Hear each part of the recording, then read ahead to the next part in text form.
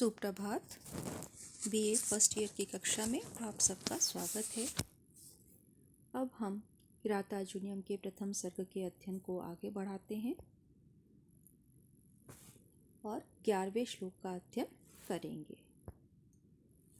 अब यहाँ पर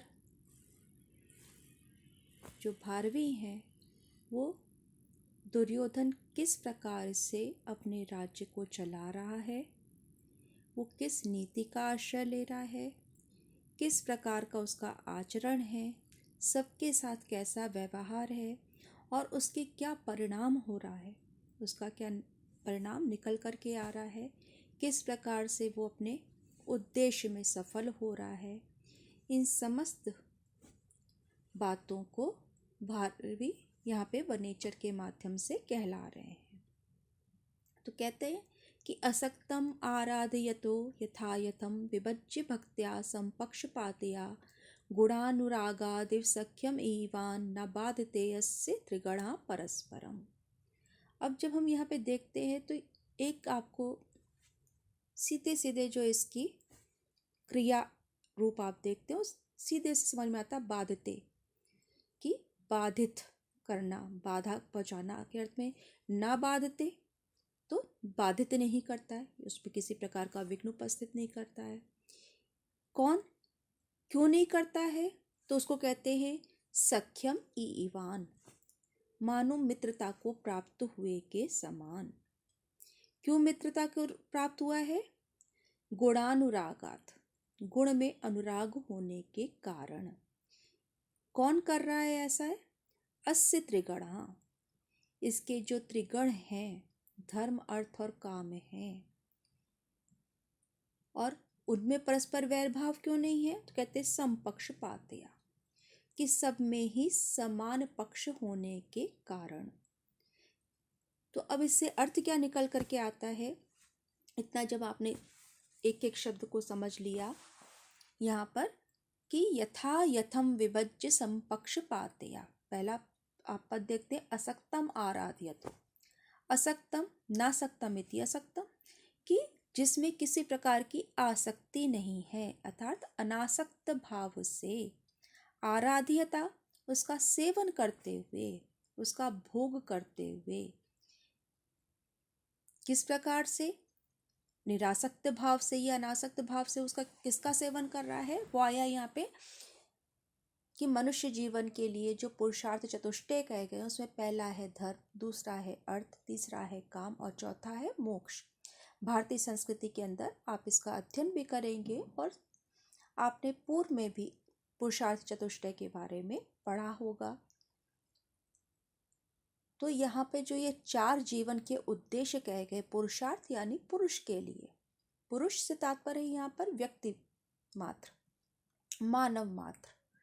तो उनके लिए ये जीवन के चार जो हैं पुरुष के लिए कहे गए, अर्थात उनके लिए उद्योग का विषय होते। वो किस लिए कर्म करता है और उसको कैसे करना चाहिए, उसके जीवन में क्या बातें जो हैं जिसके ऊपर उसका जीवन आधारित है, उसको जीवन में व्यवहार में आना है उनके माध्यम से। तो जीवन किस पर आधारित है? हमारे जो नैतिक मूल्य हैं, हम किस आधार पे अपना जीवन यापन करते हैं कि जीवन में कुछ मूल्यों का महत्व होता है। हर समाज के कुछ नियम होते हैं, प्राचीन काल में भी थे, आज भी हैं। तो ऐसे शाश्वत जीवन मूल्य जो सदैव पालनीय है, जिनका पालन किया जाना चाहिए, उनको हम नैतिक मूल्य कहते हैं, जो मनुष्य के व्यक्तित्व में सहायक होते हैं। तो वो किस पर आधारित होते हैं? जब हमें ये अपने कर्तव्य का ज्ञान होता है। जब हम भारतीय संस्कृति के अंदर अलग अलग टॉपिक्स पढ़ेंगे उसके अंदर आपको विस्तार से इसके बारे में बताएंगे। यहाँ इतना समझ लेना पर्याप्त है कि जो हमारे ऋषि मुनियों ने निरंतर चिंतन मनन के उपरांत जो व्यक्ति के जीवन को जो उद्देश्य कहे हैं, जिनको प्राप्त करना उसके जीवन का लक्ष्य है या जिस माध्यम से वो प्राप्त करता है, वो है धर्म। धर्म को सबसे पहले स्थान दिया गया है। धर्म का अर्थ है जो धारण करने योग्य बातें हैं, वो जीवन मूल्य जिनको हमें पालन करना चाहिए, जो हमारे अंदर विवेक बुद्धि उत्पन्न करते हैं, उसकी शिक्षा हमें धर्म में मिलती है। तो सर्वप्रथम हमें इस बात का, यानी कि जो हमारी शिक्षा व्यवस्था है, वो हमें करनी और अकरनी की विवेक बुद्धि उत्पन्न करने में सहायक होती है। शिक्षा का उद्देश्य ही है कि हम सही और गलत के अंतर को पहचान सकें, जो उचित है, सत्य है, सर्व हिताय है, जो स्वार्थ से परे है। तटस्थ भाव से हम जब कहीं मूल्यांकन करना है, कहीं आकलन करना है, कुछ पालन करना है, तो तटस्थ रहते हुए हम उसका पालन कर सके, उसमें स्वार्थपरता नहीं होनी चाहिए। तो इस प्रकार से हमारे अंदर उन मूल्यों का विकास धर्म के माध्यम से होता है। दूसरा है अर्थ। अर्थ यानी धन, जिसके ऊपर हमारा जीवन अवलंबित है। यदि अर्थ नहीं है, धन नहीं है, तो हम जीवन यापन कैसे करेंगे। लेकिन अर्थ कैसा हो, जो हमारी आजीविका का साधन हो, वो कैसा हो, धर्म आधारित हो। अर्थात अनुचित साधनों से हम या अनुचित संसाधनों से हम जीविकोपार्जन नहीं करें। इसलिए सर्वप्रथम धर्म की शिक्षा दी जाती है, धर्म को समझाया जाता है।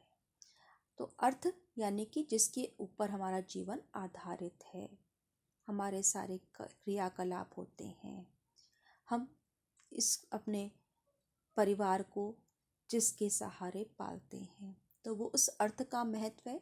लेकिन कौन सा अर्थ, जो धर्म सम्मत हो। तीसरा आया काम। काम का क्या अर्थ होता है, इच्छा करना। और यहाँ पर यदि हम काम को देखें तो काम भाव से तात्पर्य है जो सृष्टि में मूल तत्व है। तो सृष्टि का जो मूल है, या सृष्टि जिसके ऊपर आधारित है, विकसित होती है, उसका विकास होता है, वो है काम। तो काम कैसा हो, वो भी धर्म सम्मत हो। अर्थात हम काम का उपभोग करें, लेकिन उसमें उच्छृंखलता नहीं होनी चाहिए, स्वच्छंदता नहीं होनी चाहिए, अपितु वो सृष्टि के विकास में हम सहायक हैं, अपनी वंश परंपरा को हम आगे बढ़ा रहे हैं। इस रूप में हमें काम का सेवन करना चाहिए कि वो हमें सन्मार्ग की ओर ले जाए, हमारी जो ऊर्जा है उसको संचालित करे। इस प्रकार से हमें काम का सेवन करना चाहिए। और जीवन का जो चरम उद्देश्य, जिसे कहा जाता है मोक्ष या मुक्ति, उसका अर्थ होता है कि हम जीवित रहते हुए, जीवन धारण करते हुए भी जब हमारे अंदर निष्काम भाव का उदय हो जाता है, तो वही मुक्ति है। जब हम केवल अपने लिए नहीं सोचते हैं, अपने से ऊपर उठ करके संसार के बारे में सोचने लगते हैं, तो वो मुक्ति है। मुक्ति यानी कि सब प्रकार के जो बंधन हैं, मन में हमने जितने भी विचार श्रृंखला चलती हैं, जो हमें उलझाए रखती हैं, उन सब से। तो ये तो बड़े संक्षेप में बताया, क्योंकि यहाँ पर इसकी आवश्यकता थी। यहाँ पे वो कह रहे हैं कि यथा यथम विभज्य, कि भली प्रकार से, उचित प्रकार से, विभज्य विभक्त करके, अर्थात सबका उचित विभाजन करके, समपक्षपातया, समपक्षपातया अर्थात सब में, प्रत्येक पक्ष में, प्रत्येक पुरुषार्थ में समान भाव रखते हुए, सब में समान पक्ष रखते हुए, या सब में समान प्रेम भाव रखते हुए, तो या आदर रखते हुए, तो समपक्षपात होने के कारण, सब में समान भाव होने के कारण, भक्त्या अर्थात प्रेम पूर्वक, भक्ति से तात्पर्य यहाँ पर कि उसका उचित सम्मान करते हुए, असक्तम आराध्यता, निरासक्त भाव से आराध्यता, सेवन करने के कारण, उसका सेवन करते हुए, अस्य त्रिगणः, अस्य दुर्योधनस्य, उस दुर्योधन के जो त्रिगण हैं, अर्थात धर्म, अर्थ और काम हैं, वो क्या है, गुणानुरागात्, इसके गुणों से प्रेम करने के कारण, उसमें प्रेम उत्पन्न हो जाने के कारण, जो इसके अंदर दया, दाक्षिण्य आदि गुण हैं, उसके कारण, उस दुर्योधन के प्रति सम्मान उत्पन्न हो जाने के कारण, मानो मित्रता को प्राप्त हुए के समान सख्यम ईवान। तो मानो अर्थात यहाँ उत्प्रेक्षा है कि मानो सख्य भाव को प्राप्त हो जाने के कारण, मैत्री भाव को प्राप्त हो जाने के कारण परस्परम न बाधते, एक दूसरे की उन्नति में बाधा उपस्थित नहीं करते हैं। अर्थात ऐसा नहीं है, समान रूप से यदि हम देखें तो धर्म, अर्थ और काम, ये हमें तीनों अलग अलग सिरे पे दिखाई पड़ेंगे।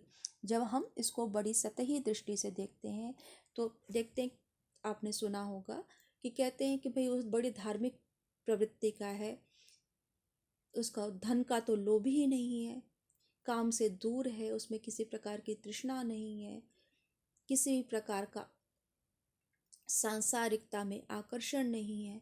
तो यदि हम इस रूप में देखें तो अर्थ और काम धर्म के विरोधी लगेंगे।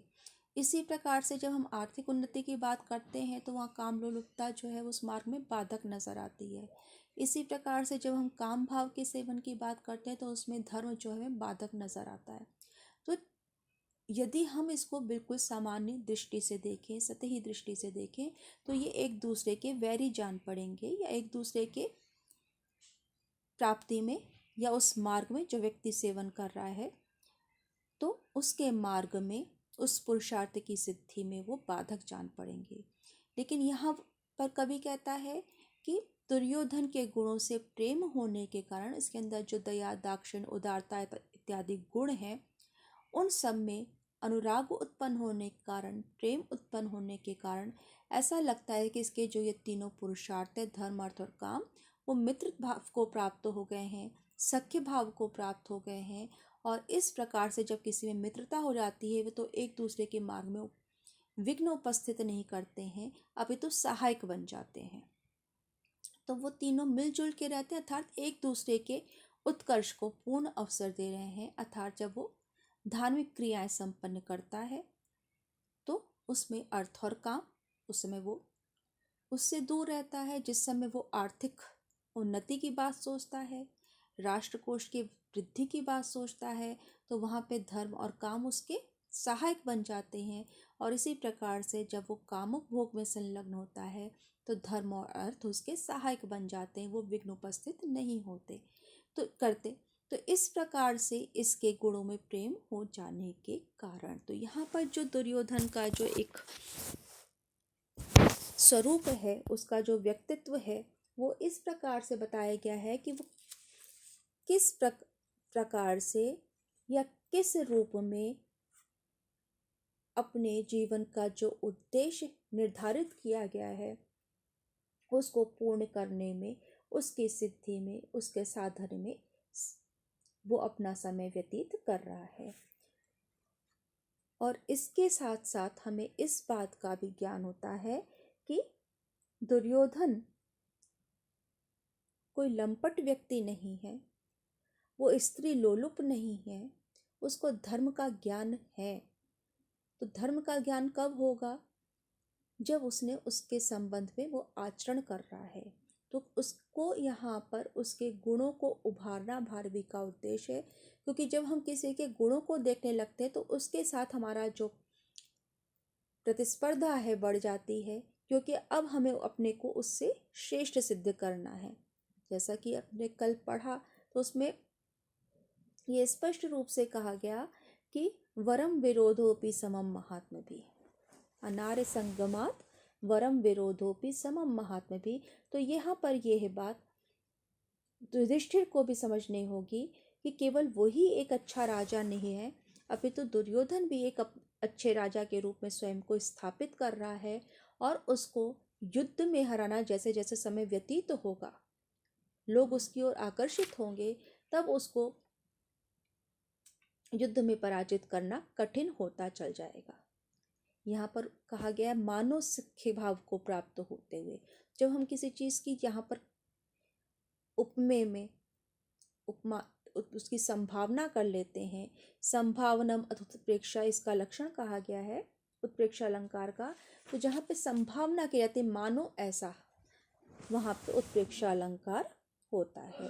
तो यहाँ पे धर्म, अर्थ और काम तीनों उसके अंदर मित्र भाव से रह रहे हैं, एक दूसरे से किसी की प्रतिस्पर्धा नहीं है, अपितु वो सब एक दूसरे के उन्नति में, उत्कर्ष में सहायक हो रहे हैं। और इस बात का ध्यान रखना होगा, हमें इस बात की कि जीवन के लिए ये तीनों ही महत्वपूर्ण है। अब यदि यहाँ पे आप ये प्रश्न करिए कि यहाँ मोक्ष को, तो मोक्ष जो है व्यक्ति का परम पुरुषार्थ होता है। उसके लिए जब वो अपने उसका जो आचरण है और उसके साथ साथ जब वो अपने उत्तरदायित्वों से को पूर्ण कर लेता है, सामान्य व्यक्ति की बात कही जा रही है, उसके पश्चात वो उस मुक्ति के मार्ग पर अग्रसर होता है। तो वो जीवन का चरम लक्ष्य कहा गया है। ये तीनों समान लक्ष्य हैं जिसका हमें प्रारंभ से ही, जिसकी सिद्धि के लिए, जिसको पूर्ण करने के लिए प्रयत्नशील रहना पड़ता है। अब आगे का श्लोक देखते हैं। दूसरा, निरत्ययं साम न दान वर्जितम,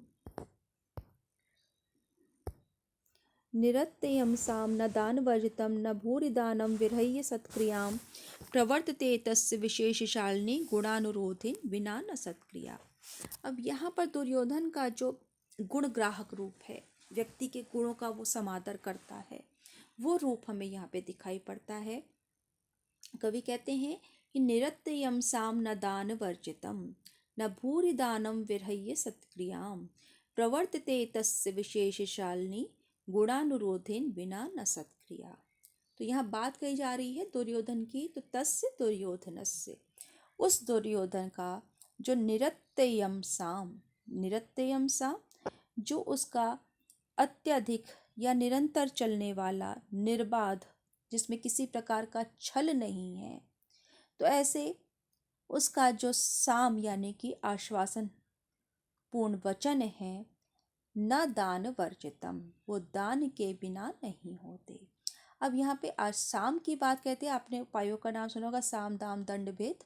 तो यहाँ वही बात कही जा रही है कि जिस रीति से भी हो व्यक्ति को अपना कार्य पूर्ण करना चाहिए। कहते हैं अगर हम किसी को आश्वासन दे रहे हैं, जैसा आजकल हम नेताओं के मुंह से बहुत बार सुनते हैं, आश्वासन दे गए, काम हो चाहे ना हो, लेकिन आश्वासन दे गए, तो कोरा आश्वासन दे देते हैं।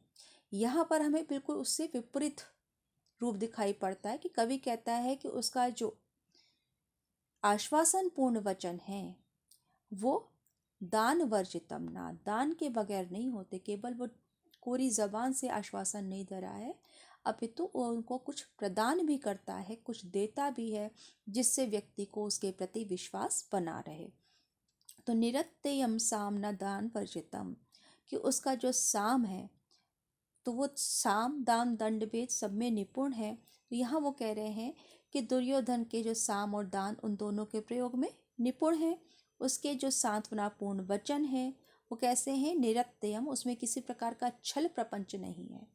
वो केवल उनको टरका नहीं रहा है, उसका वास्तव में वो यदि वो किसी को आश्वासन दे रहा है तो उसमें किसी प्रकार का छल नहीं होता, और आश्वस्त करने के लिए वो उसको दान इत्यादि देता है। दान से रहित नहीं होते उसके आश्वासन पूर्ण वचन।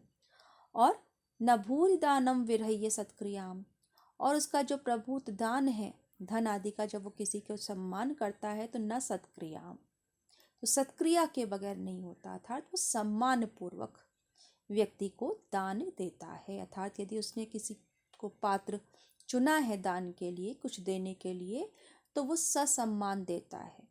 उसमें वो किसी प्रकार से अपना प्रदर्शन नहीं करा कि देखो मैंने इतना दिया। व्यक्ति उसका अधिकारी है उस दान को प्राप्त करने का, इसलिए वो उनका सम्मान भी करता है, उचित सम्मान देता है। मनुस्मृति में, याज्ञवल्क्य की स्मृति में ये बात कही गई है कि कभी भी कुपात्र को नहीं देना चाहिए। जो व्यक्ति उसका उचित अधिकारी है उसी को वो दान करना चाहिए। दान से तात्पर्य देना, तो उसी को देना चाहिए। तो उसके लिए सुपात्र होना चाहिए, योग्य होना चाहिए। तो यहाँ पर एक प्रकार से जो हमने पहले पढ़ा, मानवीय पदवी का प्राप्त करने का जो इच्छुक है, तो यहाँ पर भी बात वही कही जा रही है कि उसका जो प्रभुत दान है वो सत्कार के बगैर नहीं होते। और उसका जो विशेष रूप से, विशेषशालिनी सत्क्रिया, विशेष रूप से यदि वो किसी का दान इत्यादि के द्वारा सम्मान करता है, जिसे हम कहते हैं पारितोषिक मिलना, या जैसे हमारे पद्मश्री इत्यादि अवार्ड दिए जाते हैं आज की तारीख में, तो ये उसका वो एक रूप समझ लीजिए कि वो गुणानुरोधेन बिना ना, वो गुण के अनुरोध के बगैर न प्रवर्तते, प्रवृत्त नहीं होते, अर्थात यदि व्यक्ति में वास्तव में पात्रता है, वो गुण है, तभी उसका विशेष रूप से सम्मान किया जाता है। यानी जिस प्रकार से आज हम अवार्ड के लिए चयन करते हैं, विभिन्न जो पुरस्कारों की घोषणा होती है उसके पहले पूरी ज्यूरी बैठती है, उसका चयन किया जाता है, उसकी प्रक्रिया होती है। तो यहाँ पर एक प्रकार से हमें उसी का जो है रूप दिखाई पड़ रहा है कि विशेष शालिनी सत्क्रिया, उसकी विशेष रूप से यदि वो किसी का सम्मान करता है तो गुणानुरोधेन विना न प्रवर्तते, तो वो उसका वो विशेष सम्मान गुण के बगैर, अति व्यक्ति में गुण नहीं है तो उन गुणों के आधार पर ही वो उसका सम्मान करता है। अयोग्य व्यक्ति का वो सम्मान नहीं करता है, या गुणहीन व्यक्ति का सम्मान नहीं करता, उसके लिए गुणी होना आवश्यक है। तो यहाँ पर व्यक्ति की उसको परख है, गुणों की परख है, तो उसका जो पारखी रूप है वो उभर करके सामने आता है। दुर्योधन का चरित्र चित्रण करने को आता है, तो जो जो बातें बताते जा रही हूँ आप अपने नोट्स में तो पढ़ लेंगे, जो कुछ भी आपको कहीं से उपलब्ध होता है, लेकिन उसके साथ जो आप पढ़ रहे हैं इन उदाहरणों के माध्यम से उसके चरित्र को स्पष्ट करेंगे तो उसमें मौलिकता रहेगी, इस बात का ध्यान रखिए। यहाँ पर एकावली अलंकार है, यहाँ पर एक एक करके यानी कि विशेषण होने के कारण एक पहली पंक्ति उसके फिर दूसरा जो है उसके साथ में जुड़ जाती है, तो एक माला सी बन जाती है। जैसे यहाँ पे कह रहे हैं कि उसके जो आश्वासन पूर्ण वचन है वो दान के बगैर नहीं होते, दान सत्कार के बिना नहीं होता, और सम्मान गुण के बगैर नहीं होता। तो एक में दूसरा जो है वो कारण बन जाता है और उसकी एक माला सी बन गई है। तो यहाँ पे एकावली, अवली माने पंक्ति होता है, तो उसकी एक के साथ दूसरी जब जुड़ती जाती है तो उसको एकावली अलंकार कहते हैं। अब हम यहाँ पे आगे दूसरा देखते हैं। वसूनि वांछन्न वशीन मन्युना स्वधर्म इत्येव निवृत्ति कारणा गुरुपदिष्टेन रिपौ सुतेऽपि वा निहन्ति दंडेन सधर्म विप्लवम। अब यहाँ वो कह रहे हैं उसका कि वो ऐसा नहीं है कि लोभी है, जो उसने राज्य को पर अधिकार कर लिया वो तो ठीक है, लेकिन वो मात्र लोभी ही नहीं है और उसको नीति का भी ध्यान है, किस प्रकार से शासन करना है इस बात का भी उसको ज्ञान है, व्यक्ति के साथ कैसे व्यवहार करना है और किस प्रकार से निष्पक्ष रहना है, किस प्रकार से राज्य में उच्छृंखलता को रोकना है, भ्रष्टाचार को रोकना है, उन सब बातों का उसे ज्ञान है और उसके वही गुण हमें यहाँ पे दिखाई पड़ते हैं। वसूनि वांछन्ना वशीना मन्युना स्वधर्म इत्येव निवृत्त कारणा गुरुपदिष्टेन रिपौ सुतेऽपि वा निहन्ति दंडेन सधर्म विप्लवम। कि वसूनि वांछन्ना वशी न मन्युना, वशी अर्थात जितेंद्रिय, जिसकी इंद्रियां वश में है, तो वो जितेंद्रिय दुर्योधन वसूनि वांछन्ना, वसु माने धन, वांछन इच्छा करता हुआ, तो ना तो धन की कामना से, न मन्युना, मन्यु माने क्रोध, तो न मन्युना ना ही क्रोध के कारण, न निवृत्त कारणा अथवा किसी प्रकार के भी कारण से रहित होकर, यानी कि ना तो लोभ के कारण न क्रोध के कारण, क्योंकि यदि आप धन चाहते हैं, संपत्ति चाहते हैं, संपत्ति के तो वहाँ पे लोभ कारण बन जाता है। मन्युना ना ही क्रोध के कारण, तो किसी का यदि हम अहित कर रहे हैं तो वहाँ पर क्रोध भी एक कारण होता है। तो ये जो हमारे आंतरिक शत्रु कहे गए हैं, काम, क्रोध, लोभ, मोह, मद और मात्सर्य, तो ये कई बार हमसे अनुचित कर्म करवा देते हैं। हम लोभ में पड़ करके भी जो है गलत कार्य करते हैं, मोह में पड़ के भी करते हैं, जैसे पुत्र का मोह है, तो हम मोह में पड़ करके ये जानते हुए भी कि मैं ये गलत कर रहा हूँ, हम दूसरे के साथ असत व्यवहार कर देते हैं, हम उन्माद में भी कर देते हैं, ईर्ष्या में भी कर देते हैं। तो अर्थात किसी भी प्रकार के कारण से रहित होते हुए, तो निवृत्त कारणा कि किसी प्रकार के कारण से रहित होकर, स्वधर्म इत्येव कि ये मेरा धर्म है, जो अभी आपको कहा धर्म का अर्थ है कर्तव्य, तो ये मेरा कर्तव्य है, ये मेरा धर्म है अर्थात मेरा कर्तव्य है, इस प्रकार से गुरुपदिष्टेन, वो स्वयं यहाँ पे निर्णय नहीं ले रहा बल्कि गुरुपदिष्टेन, गुरु के द्वारा, गुणा उपदिष्टेन, गुरु के द्वारा बतलाए गए दंड विधान के द्वारा, दंड विधान के द्वारा रिपौ सुते अपि वा, चाहे वो शत्रु हो या पुत्र हो, धर्म विप्लवम निहंति, धर्म के विप्लव को रोकता है, सब प्रकार से उसे दबा देता है।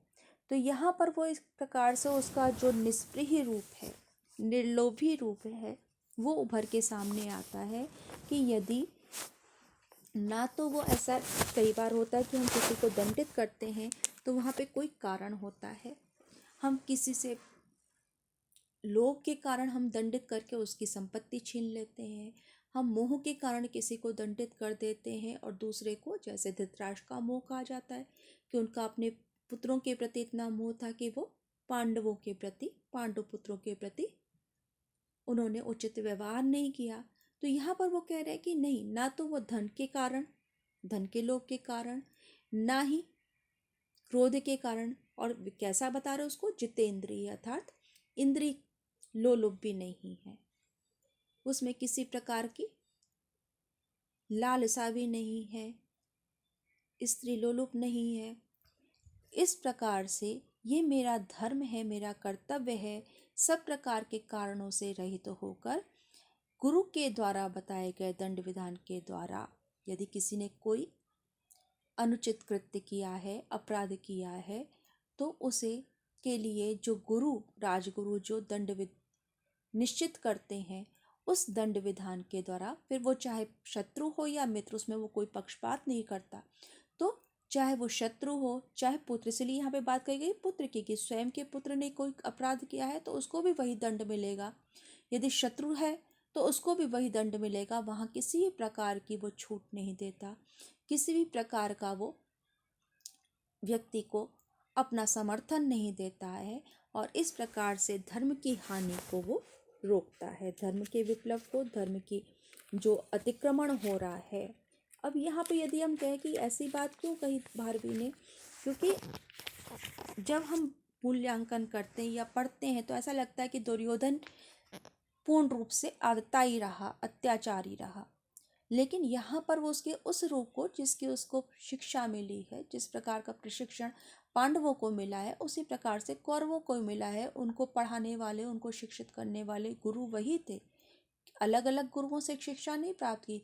तो इतना अंतर उनके विचारधारा में किस प्रकार से होता है, तो एक तटस्थ भाव से वो यहाँ पर दुर्योधन का चरित्र चित्रण कर रहे हैं या उसके बारे में बता रहे हैं। लेकिन उसका यदि जब हम ये भी देखते हैं कि जब वो प्रारंभ कर रहे हैं तो वहाँ पे उन्होंने ये भी संकेत कर दिया है, तथापि जिम्मासः भवज्जिगीषया, कि वो कुटिल, यानी कि मन में कुटिलता तो है, लेकिन युधिष्ठिर के साथ उसका वैर भाव है, तो उसे युधिष्ठिर के समान, पांडवों के समान स्वयं को सच्चरित्र धर्मराज अर्थात धर्म के को अपने आप को सिद्ध करना पड़ेगा, और प्रजा तभी उसको स्वीकार कर पाएगी जब वो युधिष्ठिर से श्रेष्ठ स्वयं को सिद्ध करे, तभी वो स्थापित हो पाएगा। तो कुटिलता से ही सही, और उसके साथ साथ जो दूसरी बात उन्होंने कही, अनार्य संगमात वरम विरोधोपि समम महात्म भी, तो जब वो उसका यहाँ पर जो प्रतिस्पर्धा है वो युधिष्ठिर के साथ है, तो युधिष्ठिर के जो गुण हैं उसको अपने में उससे अधिक गुणों का विकास करना पड़ेगा। तो इस रूप में भी जो उसके साथ जो वैर भाव है युधिष्ठिर के साथ में, वो उसका उत्कर्ष ही कर रहा है। अब वो नीचे नहीं गिर सकता, जितना गिरना था गिर चुका, लेकिन अब उसे स्वयं को स्थापित करने के लिए तो यहाँ पर उसके उन्हीं गुणों की ओर कवि निरंतर उल्लेख कर रहा है, उनको उभार रहा है।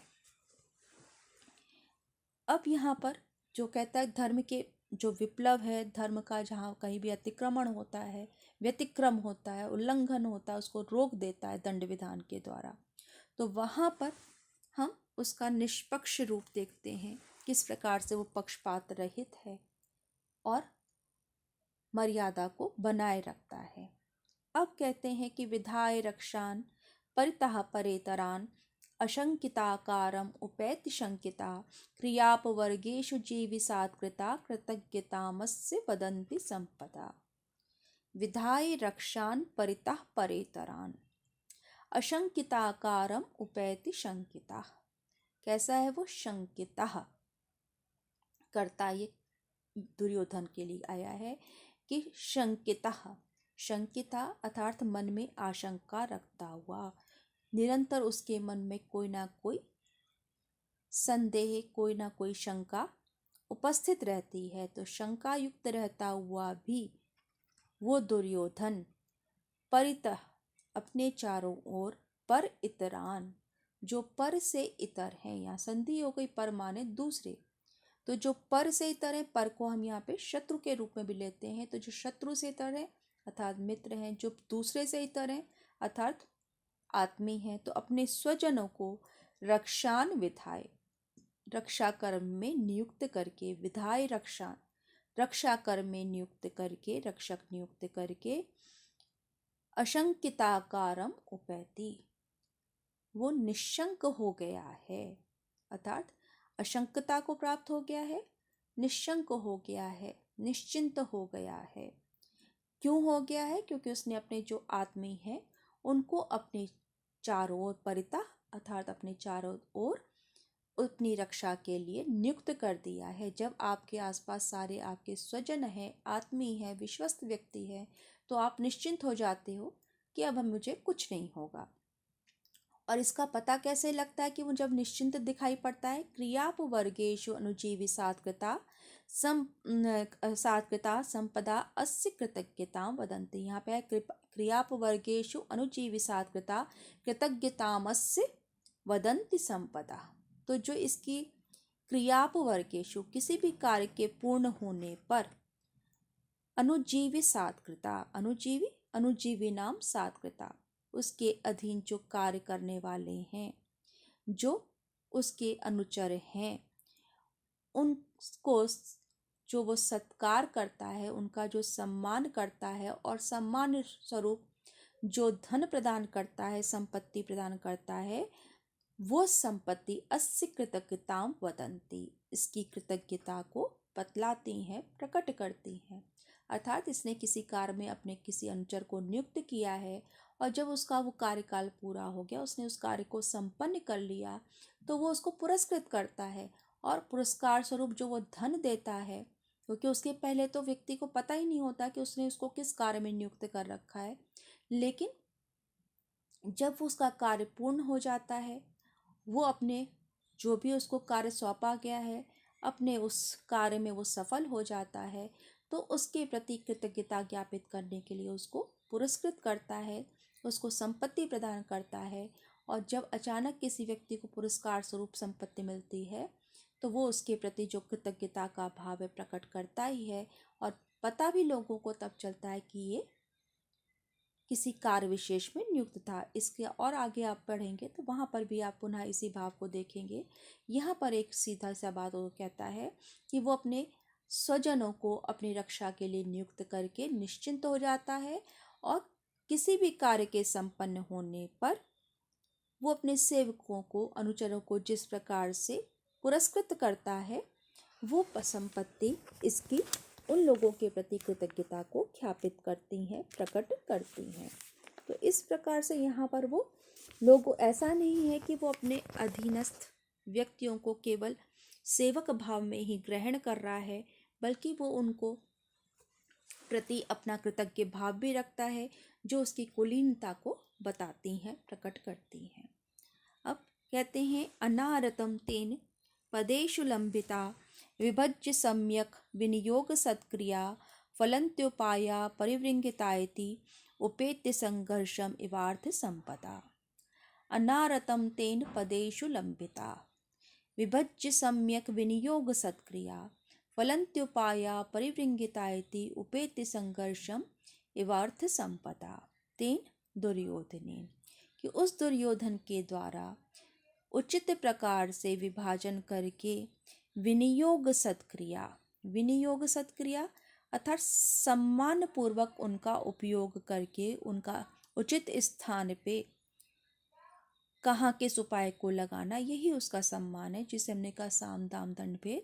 तो कहाँ किस उपाय से काम में लेना है, तो उचित स्थानों में लगाए हुए उसको प्राप्त कराए गए जो विभिन्न उपाय हैं वो मानो संघर्ष को प्राप्त हुए, अर्थात एक दूसरे से संघर्ष करते हुए परिवृंगितायति, भविष्य में भी स्थिर रहने वाले वृद्धि को प्राप्त होने वाली, वृंगण अर्थात बढ़ना, तो परिवृंगितायति अर्थात भविष्य में भी वृद्धि को प्राप्त होने वाली अर्थ संपदा, अर्थ संपत्तियों को अनारतम फलती, निरंतर प्रकट करती हैं। अर्थात ये जो भी उपाय, इसको पता है कि मुझे कब किस उपाय से काम लेना है, तो अर्थात उचित स्थान पर नियोजित किए गए, लगाए गए उपाय जो हैं उनका, क्योंकि ये सम्मान है कि उसने उन उपायों से काम में लिया, और उन उपायों ये जो परस्पर कहे गए हैं वो एक दूसरे से संघर्ष करते हुए कि मैं इसका अधिक भला करूं, कल्याण करूं, तो उस अर्थ में आया है कि वो एक दूसरे से मानो संघर्ष कर रहे हों उपाय, कि कौन जो है इसमें आगे निकले, किसमें भविष्य में भी वृद्धि को प्राप्त होने वाली अर्थ संपत्तियों को वो प्रकट करते हैं। अर्थात यहाँ पर उनकी प्रतिस्पर्धा है। अभी हमने क्या पढ़ा कि जो त्रिगण है, धर्म अर्थ और काम है, वो एक दूसरे के प्रति मित्रता को प्राप्त हुए के समान एक दूसरे के मार्ग में बाधक नहीं बनते हैं। तो वहाँ पे वो बाधक नहीं बनते हैं, उसका बड़ा सीधी सी बात है कि वो एक दूसरे के कार्यों में, उनके उद्देश्य को पूर्ण प्राप्त करने में वो सहायक बन रहे हैं। यहाँ पर जब हम उपायों की बात करते हैं तो वो एक दूसरे से बढ़ करके स्वयं को सिद्ध करना चाहते हैं, और इसलिए वो भविष्य में भी बढ़ने वाली संपत्ति को प्रकट करते हैं। ये स्पष्ट हो गया होगा। अब हम आगे देखते हैं कि अनेक राजन निरथाश्व संकुलम तदीयम आस्थान निकेतनाचिरम नयति अयुग्मच्छद्गंधि आर्द्रताम ऋषम नृपोपायन दंति नाम मता। अब यहाँ पर उसका जो ऐश्वर्य है, वैभव है, और उसके जो अन्य राजा हैं, पड़ोसी मित्र राष्ट्र हैं, वो किस प्रकार से उसके आधिपत्य को स्वीकार करते हैं और निरंतर उसके महल में लोगों का आना जाना लगा रहता है, तो उसके उस ऐश्वर्य को यहाँ पे प्रकट कर रहे हैं कि अनेक राजन्य रथाश्व संकुलम तदीयम आस्थान निकेतनाचिरम नयति अयुग्मच्छद गंधि आर्द्रताम ऋषम नृपोपायन दंति नाम मता। कि अयुग्मच्छद गंधि, अयुग्मच्छद गंधि, अयुग्मच्छद कहते हैं सप्तपर्ण का जो पुष्प होता है, उसकी जो गंध है बहुत तीखी होती है, और इतनी तीखी होती कि उससे व्यक्ति को सर दर्द होने लगे। तो कहते हैं अयुग्मच्छद गंधि, सप्तपर्ण के पुष्प के समान गंध वाले निपोपायन दंतिनाम मता। निप अर्थात राजाओं के उपायन, उपहार रूप में प्राप्त कराए गए दंतिनाम मता। दंतिनाम, दंति कहते हैं हाथी को, तो हाथियों के मदजल से अनेक राजन निरथाश्व संकुलम, और अनेक राजाओं के रथ और घोड़ों से उसके आस्थान निकेतन अजिरम, सभा मंडप का जो प्रांगण है, अजिर आंगन को कहते हैं, तो आस्थान निकेतन अजिरम, उसके सभा मंडप का जो प्रांगण है, आंगन है, वृषम आर्द्रताम नयति, अत्यधिक आर्द्रता को प्राप्त होता रहता है। तो यहाँ पर जो उसकी जो समृद्धि है, उसकी जो वैभव है, उसको यहाँ पर उन्होंने प्रकट किया है कि वहाँ पर निरंतर राजा आते रहते हैं, और वो उपहार रूप उसके लिए हाथी घोड़े इत्यादि लेके आते हैं, और वो स्वयं भी संपन्न है। तो जिन हाथी और तो जो श्रेष्ठ हाथी वो लेके आते हैं, उनका मज्जल प्रवाहित रहता है। तो यहाँ पे कहा सप्तपर्ण के पुष्प के समान गंध वाले, तो सप्तपर्ण का जो पुष्प की गंध होती है वो तीव्र होती है, उसी प्रकार से मज्जल की गंध भी बहुत तीव्र होती है। तो उसके समान गंध वाले जो मदजल उनका प्रवाहित होता रहता है, तो निरंतर वहां पर उससे उसका सभा मंडप का प्रांगण भरा रहता है, अर्थात निरंतर उसके पास जो अधीनस्थ राजा हैं वो उसके, जिसे हम कहें, हाजिरी में आते रहते हैं। तो आते हैं, उसके लिए उपाय स्वरूप श्रेष्ठ कोटि के हाथी घोड़े लाते हैं, उससे उसका जो सभा मंडप का प्रांगण है वो निरंतर भरा रहता है। उनके राजाओं से संबंधित जो उनके रथ हैं वहाँ पे खड़े रहते हैं, घोड़े खड़े रहते हैं, और इस प्रकार से सदैव उसके सभा मंडप का आंगन उससे गीला बना रहता है, वह सूखने की स्थिति ही नहीं आती है। अब आज के लिए इतना पर्याप्त है और हम इसके आगे के अध्ययन क्रम को निरंतर जारी रखेंगे। तो आप सब इसको देखते रहिए और उसके साथ साथ चैनल को सब्सक्राइब भी करिए, ताकि आपको समय पर ये सब मिलते रहें।